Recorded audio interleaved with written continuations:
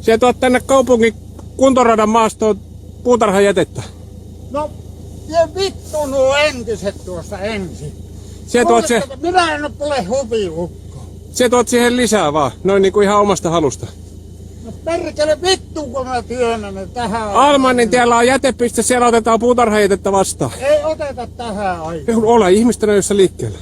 Viititkö ottaa vielä noin risut, mitkä toit tohon nyt tullessa? Perkele, kun mun tekis mieli ampua sun, saatana. Aha, ai tekis. Onko sulla ase? Haista vittu! Onko sulla ase? Haista vittu! Onko sulla ase? Haista vittu! Keräätkö ystävällisesti noin risus pois? Kyllä, mutta älä leiki kovista, sä oot ihan huviukko loppujen lopuksi. Kerät, oot sä juovuksissa? Tiedätkö, en kuole, mutta kuule Kyrpä, minäkin oon tehnyt vartiomies Sammi. Joo, ne on lenkillä. Joo. Älä leiki perkele Jeesusta, iso mies. Sä oot ympäristön paskaaja.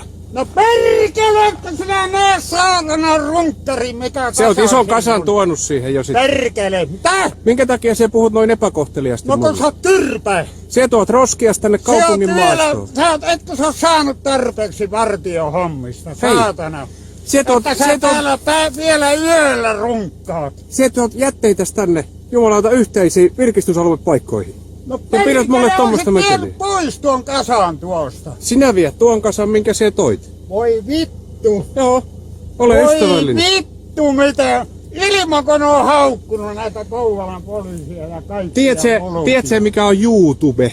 En tiedä, mutta Kyrpän syyllä oot mies. YouTube tietää kohta sinut. Joo. Perkele, että on Loukku auki ja risut kyytiin ja hyvää illan jatko. Haista vittu.